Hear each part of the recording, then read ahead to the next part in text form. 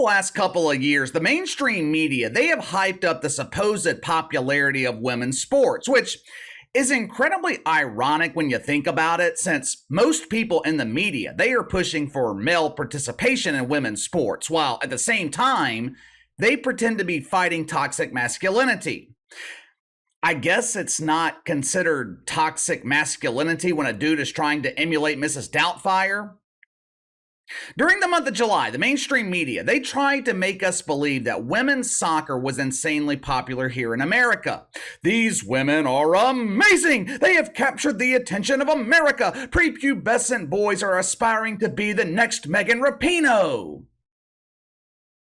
I am always skeptical anytime the media is trying to convince me of something, but I was damn sure skeptical about this. Typically, male sports are always more popular than women's sports. That is not misogyny, that is the truth. College baseball more popular than softball. The PGA draws millions while the LPGA draws thousands. And there's absolutely no comparison between the NBA and the WNBA. Even a dying sport like boxing, the men still draw a larger audience. When is the last time you saw two females main event a card on pay-per-view in boxing? I mean, has that ever happened? This is the reason I was so skeptical when the media was leading me to believe that women's soccer was surging in popularity here in America. Well, and the fact that I don't trust anything that I see in the mainstream media.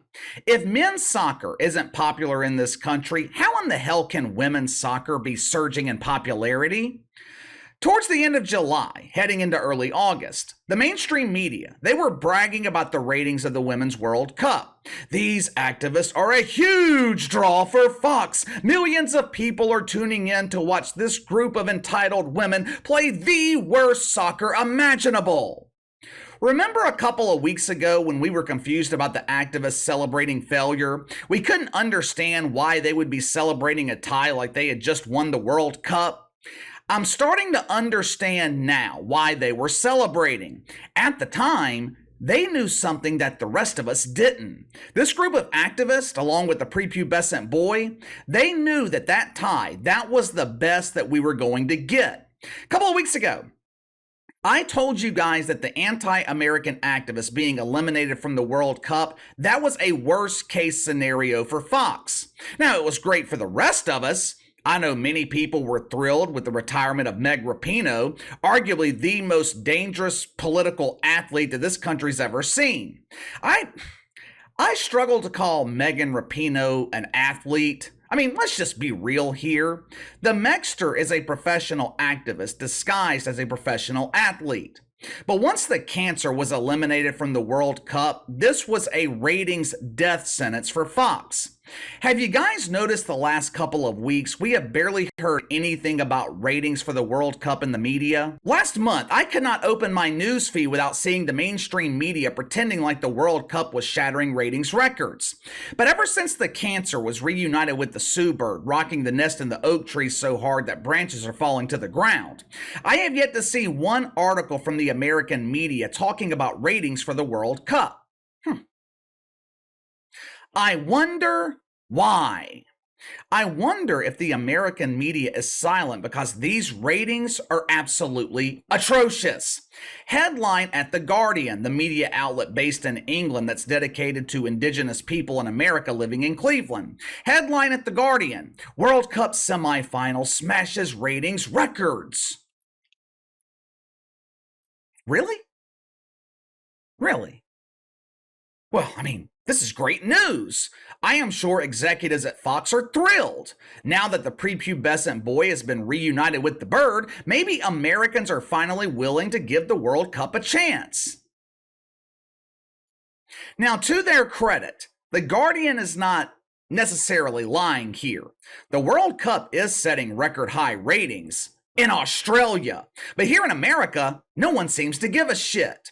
Last week, there were 8 games broadcast of the Women's World Cup. They averaged 670,000 viewers. Now, keep in mind, they are averaging 670,000 viewers with the vast majority of these games being broadcast on network television.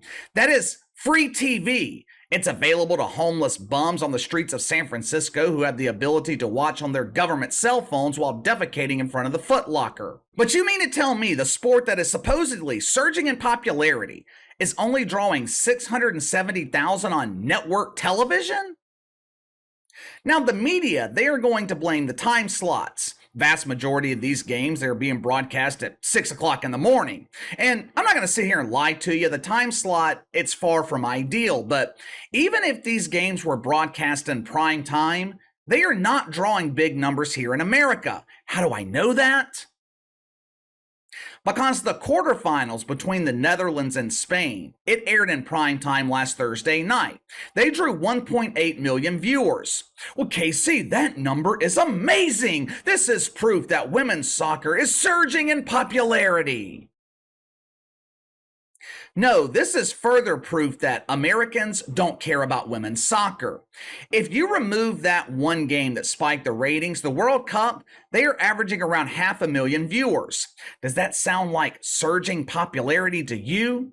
But let's just put that 1.8 million in perspective. Last Wednesday night, Fox aired something called MasterChef. Well, KC, what the hell's MasterChef? Maybe it's a drama series where a toxically masculine male transitions from a masturbator to a master chef. Last Wednesday night, the masturbator drew 2 million viewers. Last Thursday, the World Cup, they had some stiff competition on network television. Now, for all my shitfucks out there, we'll put some extra emphasis on the stiff. Typically, broadcast networks, they rely heavily on reruns during the summer season. Last week, that was no different. A rerun of Young Sheldon on CBS doubled the audience of the World Cup. A rerun of Law & Order SVU on NBC, 2.2 million. Season premiere of The Challenge USA on CBS, which longtime viewers of this channel know, The Challenge, one of my favorite shows. But even though it's one of my personal favorites, The Challenge it's not a show that I would classify as being in the mainstream. It's nowhere near as popular as something like Big Brother or Survivor. Season premiere of The Challenge USA, 2 million viewers on CBS. Last Thursday night, Fox was the only broadcast network that was airing live sports. Typically, live sports dominate everything else on TV. It could be something as painfully boring as Major League Baseball. In most cases, they're going to win the ratings battle. Something that airs once every 4 years like the World Cup, that should easily dominate the ratings, right? Fox finished last Thursday night dead last. But KC, that's because America was eliminated. If our Lord and risen King, Megan Rapinoe, was involved, Fox would have dominated the ratings. Americans just don't care about other countries. That is true. That is true. Us Americans, we tend to have tunnel vision. We don't usually care about teams from other countries, but the media, they were spinning the narrative that women's soccer was surging in popularity. So how could Fox finish dead last with the World Cup competing against reruns on other networks? As it turns out, Americans actually do care about other countries in the World Cup, but it's got to be the Men's World Cup. Last November, during the height of football season, beginning of the NBA regular season, busiest time of year when it comes to sports, Fox aired 64 games of the Men's World Cup. They averaged 3.6 million viewers. Croatia, Morocco, two countries that 90% of Americans couldn't locate on a globe. Hell, most Americans don't realize that these two countries even exist. Croatia, Morocco, 4 million viewers. The World Cup final, 17 million, peaked with 25 million. Now, if you remove the United States, you would have to combine all games from the Women's World Cup to reach 25 million viewers. And just to be clear, this is not an indictment on the women. This is an indictment on the media. The truth is, women's soccer is not exploding in popularity here in America. You want to know why Megan Rapinoe was invited to the World Cup? It wasn't so she could play, so she could contribute. Hell, the Mexter barely touched the field. Megan Rapinoe was invited to the World Cup because she was the only star, the only draw on the team. Megan Rapinoe, whether you like her or not, she is a polarizing activist. She has diehard supporters. Then you've got the rest of us normal people who think Megan Rapinoe is absolutely detestable. Her supporters tune in to watch her sit on the bench. The rest of us watch hoping she loses so Meg will just retire. Well, let's just think about this for a second. What were the biggest stories coming out of the World Cup? For weeks, the biggest story was the national anthem. The only story that generated headlines that happened on the field was when Megan Rapinoe ended her career in huge embarrassing failure by booting that penalty kick into the 10th row. All the other major stories, they took place off the field.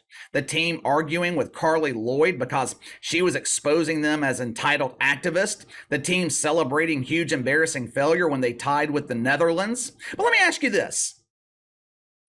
If the media was telling the truth and women's soccer was surging in popularity, how come we never hear about the NWSL? How come we don't see the NWSL showcased on television? This league can't get picked up by a shit network like FS2. I have nothing against women's soccer. Matter of fact, I actually have a soft spot for women's soccer because my girlfriend's daughter plays at the high school level. Thankfully, though, she has no aspirations to be the next Meg Rapinoe. But my problem here, it is not with women's soccer, it's with the mainstream media. The media serves us a shit sandwich and they expect us to consume it. I still can't believe that the American men, agreed to that equal pay deal last year. I mean, what a fucking ripoff. Who agrees to a deal like that? I mean, I guess you could say they've got a similar situation in the NBA where NBA players generate all the revenue and contribute millions of dollars just to keep the dump alive. But doesn't make sense to me, but what the hell do I know? I'm not a shit fuck. Give me your thoughts. Let's close this out. Give me your thoughts. As predicted here weeks ago on the channel, ratings for the World Cup crash.